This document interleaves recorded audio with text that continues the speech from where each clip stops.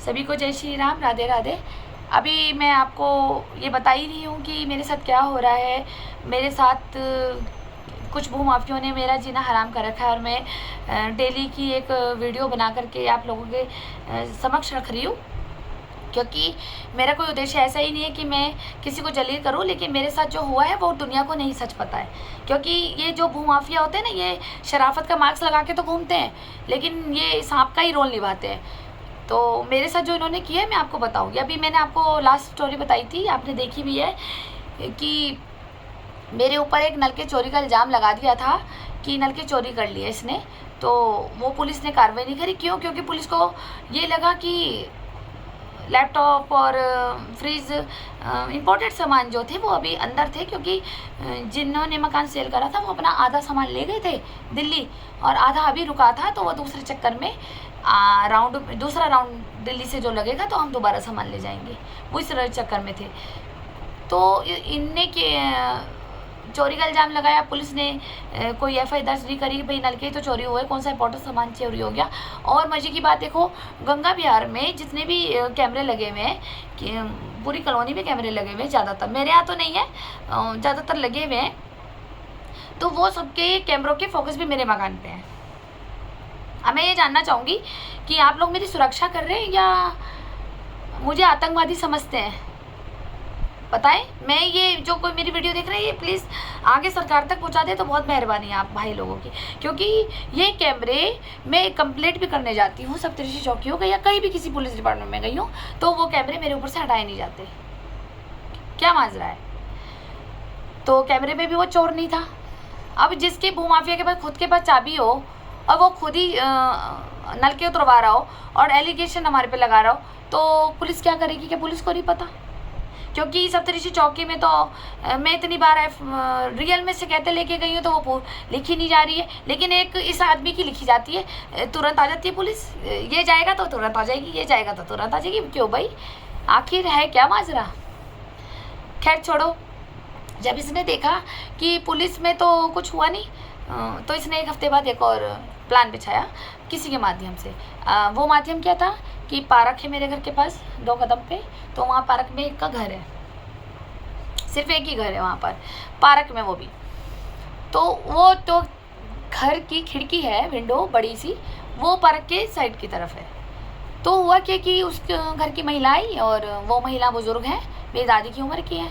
तो मेरे को आके बोलती है कि भाई तुम्हारे ड्राइवर एक आया और मेरी खिड़की पे आ करके उसने मुझे देखा, बिल्कुल पास से ऐसे देखा, और 5 मिनट तक खड़ा रहा और वो मुझे इशारे कर रहा था गंदे गंदे। मैंने कहा अच्छा। मैं कहा बताओ क्या करना है? बोली मैं पुलिस को बुलाऊंगी। मेरे को बुलाओ। मैं भी तो चाहूँगी मेरे 5 ड्राइवरों में से कौन है हरामी, क्योंकि कुछ ड्राइवर तो यात्रा पे ऊपर जा चुके थे 4 धाम में, और वो जो 5 थे वो उसी वक्त सुबह उसी दिन उतरे थे। फिर वो शाम को अपने कपड़े धो रहे थे, क्योंकि उस टाइम ही पानी आता है यहाँ गंगा विहार। लोगों को तो पता ही है कि शाम के समय ही पानी आता है। तो 5 से 9 बजे तक वो 2 ड्राइवर अपने कपड़े धो रहे थे, 2-3 ड्राइवर अपनी गाड़ी धो रहे थे मिल करके। मैं अपने डॉग घुमाने नीचे आई, समय बज रहा था 8 बज रहे थे। तो इसलिए बाहर आई और उसने मुझे बोला कि इस तरह से तुम्हारा ड्राइवर आया। मैंने कहा कब आया है बताओ? बोले कि जस्ट 5 मिनट पहले तू नीचे आई तो तेरे को देख के भाग गया। मैं कहा ऐसी तो मेरी नज़र पड़ी तो थी कि कोई भागा है पार्क से, लेकिन वो उधर को भागा है। तो बोली तेरा ही ड्राइवर होगा जब उधर को भागा है।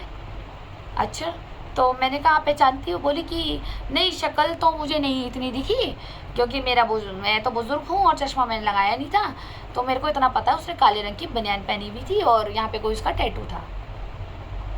मैंने कहा आंटी आओ, क्योंकि देखो इनसिक्योरिटी मुझे भी है, मैं आपका पूरा साथ दूंगी। अगर ऐसे मेरे ड्राइवर ने हरकत करी तो आप पुलिस को बुलाओ, कोई दिक्कत नहीं। और वैसे भी आप पावरफुल आदमी है कि आपके हस्बैंड, ठीक है ना, वो तो पुलिस क्या, वो तो मजिस्ट्रेट को भी बुला लें अपने पास, पत्रकार क्या नहीं कर सकते। तो उन्होंने कहा कि बुलवाओ। मैंने कहा देखो जो भी होगा आप कुछ भी करो और मैं भी सपोर्ट करूँगी आपको। ऐसा कुछ नहीं कि मैं ये कहूँ मेरे ड्राइवर है तो नहीं इन्हें छोड़ दो, नहीं, क्योंकि ऐसे लोगों से मुझे भी सावधान होना है। आज आपके ऊपर ये छेड़खानी कर रहा है तो कल मेरे साथ भी कर सकता है। मैंने पांचों भाइयों को बुलाया, नीचे ही थे ऑफिस में, 2 जने कपड़े धो रहे थे और गाड़ी धो रहे थे। मैंने पांचों को बाहर बुलाया, मैंने कहा ज़रा इकट्ठे आना। आए और मैंने कहा कि एक काम करो, अपनी शर्ट उतारो। अच्छा, वो थोड़ा मेरा लिहाज करते हैं। वो बोले कि अरे भाभी आप क्या बोल रही हो, क्या बात हो गई? मैंने कहा देखो आप लोग शर्ट उतारो, नहीं तो मेरे को दूसरा तरीका आता है, फिर मैं पुलिस में जाऊंगी। बोले ऐसी क्या बात हो गई? मैंने कहा देखो तुम पे एलिगेशन लग रहे हैं, ये आंटी कह रही है कि मेरा ड्राइवर आकर के उनकी खिड़की पे आकर के इनको गंदे इशारे कर रहा था। ये कह रही है कि मैं शक्ल नहीं पहचानती हूँ, लेकिन मैंने पीठ देखी है, वो जब भाग रहा था वो पीठ दिख रही है, तो उसमें ब्लैक रंग की उसने बनियान पहनी हुई और इधर टैटू था, कुछ डिजाइन सा बना हुआ था, इसने ये देखा। मैंने कहा भाई उतार लो, नहीं तो फिर पुलिस भी उतरवाएगी, नहीं तो मैं बुलाती हूँ पुलिस को खुद, तुम लोग नहीं करोगे। तो वो मेरे डर से कि भाभी आपको लगता है, मैंने कहा हमें लगता है नहीं लगता ये बाद में डिसाइड होगा, पहले ये बताओ कि आप लोग यहीं नीचे थे और सुबह से तुम नीचे हो, जब से आए हो, ऊपर तो तुम चढ़े नहीं। और ये कह रही है जस्ट 5 मिनट पहले इनकी खिड़की पे आकर के तुम में से कोई ऐसा है जिसने बदतमीजी करी है, आंटी के साथ गलत इशारे करे। तो उन्होंने शर्ट उतारी और देखा किसी की ब्लैक बनानी थी, 2 ने वाइट पहनी की थी, एक ने रेड पहनी हुई थी, एक ने ग्रीन पहनी हुई थी और एक ने येलो पहनी हुई थी। वो ड्राइवर भाई भी मेरी सुन रहे होंगे, ठीक है। तो मैंने कहा आंटी बताओ। बोली कि फिर मैंने इनसे पूछा अच्छा ब्लैक कलर की बनान किसके पास है? बोले कि भाभी हमारे पास तो नहीं है, आप चाहे हमारा बैग देख लो, और हम तो यहाँ से निकले भी नहीं है। तो मैंने उसको बोला, उसको आंटी को, कि भाई जब कैमरे लग रहे हैं, मेरे जेठ राहुल बेरी जी के यहाँ भी कैमरे लग रहे हैं और वो पार्क के पास ही लग रहे हैं, तो मैंने कहा आप राहुल बेरी जी के यहाँ से देख लो कौन सा ड्राइवर है। भाई अगर यही हुआ और ये झूठ बोल रहा है तो जूते निकाल के मारूंगी, मैं तो ऐसी हूँ। फिर नहीं नहीं नहीं छोड़ो छोड़ो छोड़ो, यूँ बोलने लगी। मैं कहा ना अब तो तू कैमरे में देख जाके, वहाँ पे राहुल बेरी जी के यहाँ से देख, सामने जिस पड़ोसी ने मेरे लिए लगा रखे हैं कैमरे बेडरूम तक, उसके कैमरे में देख, क्योंकि ये तो ड्राइवर यहीं से पता लग जाएगा अभी निकला है। तो तुम तो 5 मिनट की बात बता रही हो कि 5 मिनट पहले ही छेड़ के गया है आपको। तो वहाँ से मुझे कुछ आइडियाज़ लगे थे कि क्योंकि वहाँ पे भांग उगती है, तो वहाँ पे ज़्यादातर भांगेड़ी लोग जो होते हैं, मैं इसके बारे में ज़्यादा जानकारी नहीं रखती हूँ, भंगेड़ी लोग वहाँ आते हैं और वो भांग मलते हैं और वो सूंघते हैं और उसके बाद वो चले जाते हैं। ये मैंने बाद में नोटिस करा कि ऐसा कौन था जो हुआ, तो मुझे लगा कि कोई भंगेड़ी था। लेकिन मैं ये भी कहना चाहूँगी, अगर आप ड्राइवर भाइयों पे इल्ज़ाम लगाते हैं तो गंगा विहार कॉलोनी में खाली मेरे ड्राइवर नहीं आते, बहुत लोगों के भी आते हैं। यहाँ पे आप समझ रहे हैं, पूरे होटल के भी आते हैं यहाँ पे ड्राइवर्स का काम हम भी कर रहे हैं, हमारे बड़े जेठ राहुल बेरी जी भी कर रहे हैं, ड्राइवर उनके यहाँ भी आते हैं।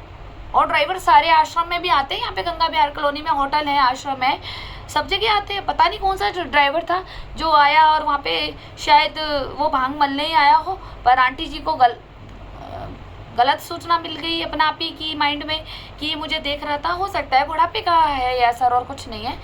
तो ये भी एक प्लानिंग प्लॉटिंग थी, क्योंकि जब मेरे कहने पे कि भाई तुम राहुल बेरी जी का कैमरा देख लो, अगर ये लड़का यहाँ से ऐसे भागा है तो राहुल बेरी जी के कैमरे में आया होगा। और दूसरा, पार्क के ठीक सामने भी एक पंडित जी का घर है, उन्होंने भी कैमरे लगाए हैं, तो उनका भी देख लीजिए। तीसरा, मेरे खुद के सामने भूमाफिया लोगों के घर में लगा हुआ है, तो ठीक मेरे मकान पे, तो वहाँ से भी पता होगा कि इन 5 में से कौन सा ड्राइवर अभी पार्क में गया है। पर नहीं जी, कैमरा तो देखना ही नहीं था, क्योंकि खुद की साजिश थी, अपना बिछाया हुआ जाल इन्हें खुद को पता था। सिर्फ लड़ने का इशू था कि मैं भी लड़ूँ, 4 जोड़ी जवान जोड़ी मैं आंटी के साथ करूँ, वो भी मेरे साथ करे, फिर इसका पति आए और अपना एक रुतबा दिखाए, फिर वो सब्सिडी चौकी तक जाए, फिर इनका चालान कटा दिया जाए। ज़बरदस्ती मेरे चालान कटाए जाते हैं बिना उसके। कोई बात नहीं, परमात्मा सब देखता है, परमात्मा ना सब देखता है, वो आंखें नहीं बंद करता कभी भी। आपकी भी एक मेमोरी चिप ऊपर लगी हुई जो कंटिन्यू कर्मों का फल भोग रही है, भर रही है उसमें चिप में, और उसको तुमने ही खाना है उस फल को। तुम मेरे यहाँ चालान कटा रहे हो, और जिस दिन परमात्मा का चालान कट गया ना आपकी जीवन रेखा पे, तो पता लग जाएगा कि कष्टों का ढेर तुम्हारे ऊपर कैसे लगेगा। ध्यान रखना। बस ये मैं आपको बता रही हूँ कि कैसे कैसे भूमाफिया लोग प्लानिंग प्लॉटिंग करते हैं, आप ऐसे लोगों से सावधान रहें। बस मेरा यही था कि मैं जनता को जागरूक करूं। मेरे साथ तो हुआ है और आप लोगों के साथ ना हो जाए, तो इसलिए आप सभी माताओं, बहनों और भाइयों को मैं जागरूक कर रही हूँ कि ध्यान रखें ऐसे लोगों को। Thank you.